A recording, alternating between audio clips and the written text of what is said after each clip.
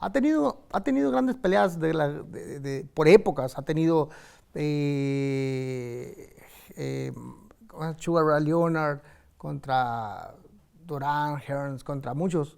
Ha tenido a De La Hoya con Trinidad, grande pelea en el circuito cerrado. Ha tenido Pacquiao Mayweather. ¿Usted cree que haya otro match así de grande? Well, you don't remember recently the two fights that Tyson Fury Tyson Fury had with Wilder. Those were big fights.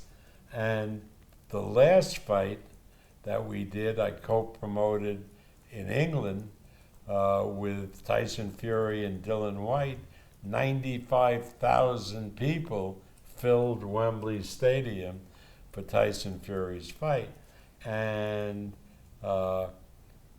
once the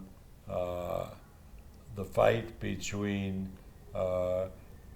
Joshua and Usyk takes place tomorrow, we'll have a winner of that fight, and Tyson Fury, who's the WBC champion, will fight for all four belts, and that will be like the biggest fight that I will have done in the 2020s era.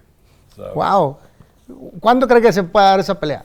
Well, either in the end of December or the first 3 months of next year, no later than that. But I think we'll be able to do it.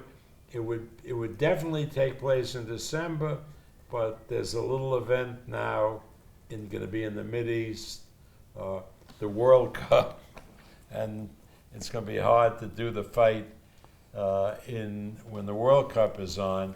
But again, I would think probably February would be the time for the fight.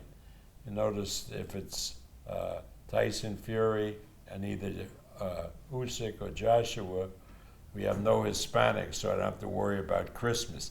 So you can't book, I always learn, you can't book a Hispanic fighter in the first 2 months of the year in a big fight because he wants to celebrate Christmas, right? And it's hard for him to make weight afterwards. Oye, esa sin duda va a ser una gran pelea, pero ¿por qué Tyson Fury se la pasa diciendo que pues que no, que ya se retiró, que ya no va a pelear, que ¿cómo le va a hacer? Tyson Fury is a very interesting guy. He gets up in the morning and he figures out, what can I say to bring attention to myself? So one day he's retired, the next day he's fighting Chisora. He sees this big fight taking place in Saudi Arabia and he's not in it. So he has to do and say things to bring attention to himself. So that's, again, I know him very well now, and I really enjoy him. And he's a very smart person, in addition to being a great showman. But that's what it is. He really, gets up in the morning and he says, what can I say today that people will pay attention to? Sí. ¿Cuál pelea es mejor para promover? ¿Cuál va a ser más grande? ¿Con Joshua o con, con Joshua o con Usyk? Well, Joshua has another promoter, Eddie Hearn. Same. So and I've dealt with Hearn, so we'd have to, make a match with two promoters. Usyk would be easy because not only is he unattached, but he's a friend. Usyk has become very close with us because his best friend is Vasily Lomachenko, who we promote, so it would be relatively easy to meet with Usyk, and his manager is Igis Klimas, who's the same fellow who was the manager of Vasily Lomachenko, who I'm a very good friend of. So Usyk would be easier to make the match. Sí, pero eso sería entonces sí fácil, pero ¿cuál produciría más dinero entonces? ¿Cuál produciría más negocio? You know, again, when you get up into that kind of crazy money that these guys get, and particularly when so much of the money comes from the Mideast, which is not really economically based. You know, they want the fight, they want the event, and they're willing to pay so much extra money to get it. It's hard to really say which fight will make more money, because I think that it's not like doing a fight like we did with you, how many pay-per-views you sell. None of that matters anymore. I mean, the Saudi fund for this fight, Usyk and Joshua, are putting up $80 million, right?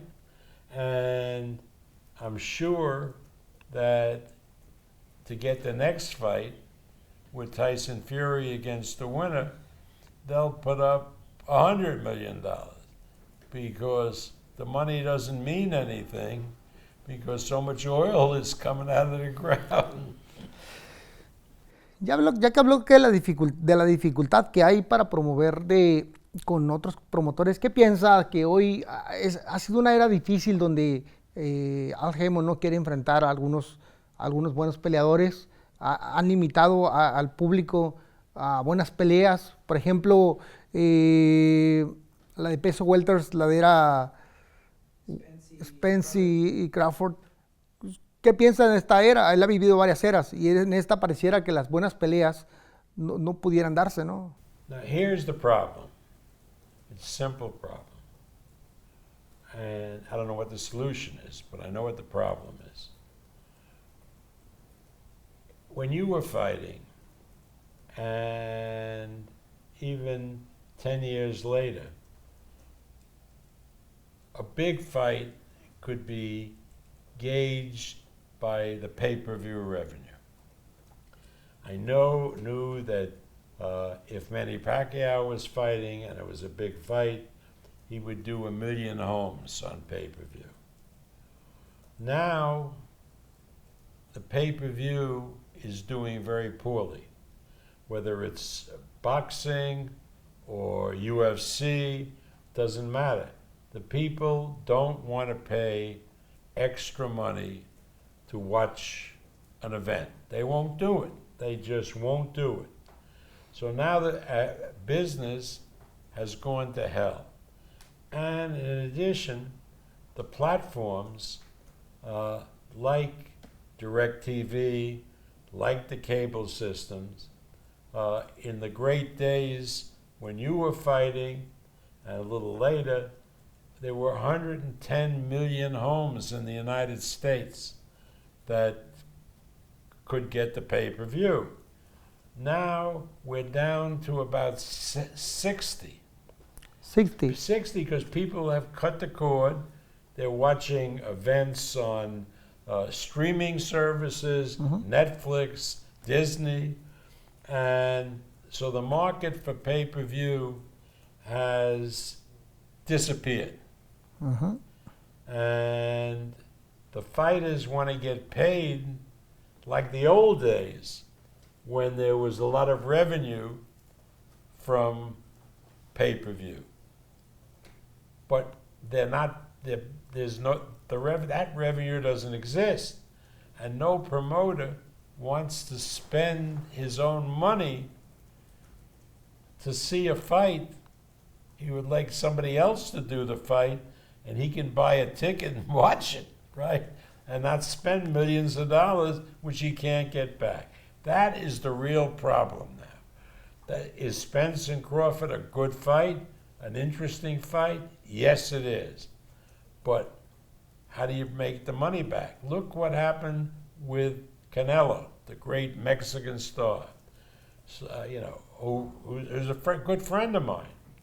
When he fought Bivol, you know, the people doing it, the Zone, put up a huge guarantee. I think they paid him $35 million, something like that. A lot of money. And they didn't do 300,000 buys on pay-per-view because the market isn't there. Nothing to do with Canelo. The market isn't there.